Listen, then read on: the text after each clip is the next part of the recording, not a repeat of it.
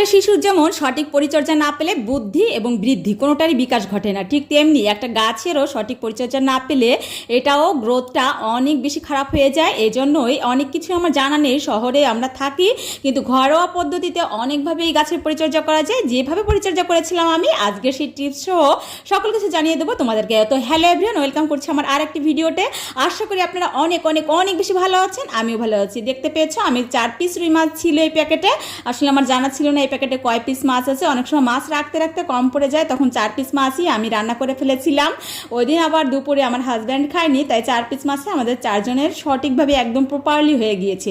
আর আমি এখানে কিছু পাট শাক কুচি করে নিয়েছি। পাট শাকটা হলে কিন্তু আমাদের আর কোনো কিছু লাগে না।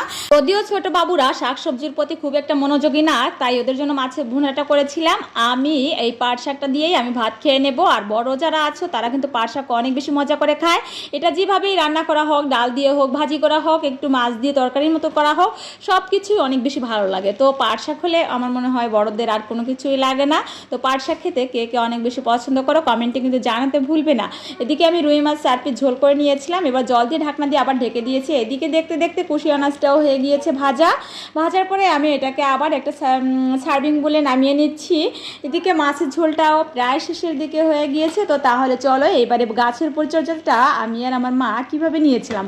আসলে আমি তো গাছের পরিচর্যা কিছুই বুঝি না। আমার মা থাকে ঢাকা, উনি এসেছিল বেড়াতে, তখন আমাকে গাছগুলো সঠিকভাবে, যাতে আমার গাছগুলো সঠিকভাবে বেড়ে উঠতে পারে সেজন্য উনি এই যে শুকনো গোবর, যেহেতু এটা শহর ভিজা গোবর পাওয়া যাবে না, এই জন্য গ্রাম থেকে শুকনো গোবর এনেছিলাম। এখানে ডিমের খোসা সাদা যেটা দেখতে পাচ্ছ, ডিমের খোসা দিয়েছিলাম। এখানে চা পাতা গুঁড়ো, যেটা আমরা চা খাওয়ার পরে জমিয়ে রাখি ছাঁকনিতে করে, সেই চা পাতার গুঁড়ো এইগুলো দিয়ে ভালো করে মিক্সড করে, আর এখানে ছাই ছিল আর মাটি দিয়ে ভালো করে মিক্সড করে ঝরঝরা করে একদম বক্সের ভিতর ভরে দিয়ে গাছ লাগিয়ে দিয়েছে দেখতে পাচ্ছ। আর এই নোনা ফলগুলো সব আমাদের গাছেই হয়েছিল, আমার বাবার বাড়ির গাছে। আর এই যে লেবু গাছের আগাগুলো সব ছেটে দিয়েছিল। লেবু গাছে যদি ফল না আসে তাহলে তোমরা সব আগাগুলো ভালো করে ছেটে দিবা। আমাদের গাছটা এরকম ছেটে দিয়েছিল, পাতাগুলো রেখে দিয়েছি। কিছু রান্নার ভিতরে লেবুর পাতা দিলে অনেক বেশি মজা লাগে খেতে, এই জন্যই। এদিকে আমরা এদিকে সজনে পাতা রেখেছিলাম, যেহেতু শহরে এটা সংরক্ষণ করা হবে এয়ারটেক বয়েমে করে, সেজন্য এটাকে হালকা শুকিয়ে নিচ্ছি। একদম পুরো 2-3 দিন ধরে শুকানোর কোনো দরকার নেই। যদি ভালো রোদ ওঠে তাহলে 3-4 ঘন্টার ভিতরেই একদম শুকিয়ে যাবে, এটা মুচমুচে হয়ে যাবে। সাথে সাথে কোনো পলিথিনে না রেখে একটা ব্লেন্ডারের জারে করে গুঁড়ো করে নিবে, দেখবে একদম গুঁড়ো মিহি হয়ে গিয়েছে। এটাকেই ভালো করে আবার এয়ারটেক বক্সে ভরে ফ্রিজে সংরক্ষণ করতে পারো বা বাইরেও সংরক্ষণ করতে পারো।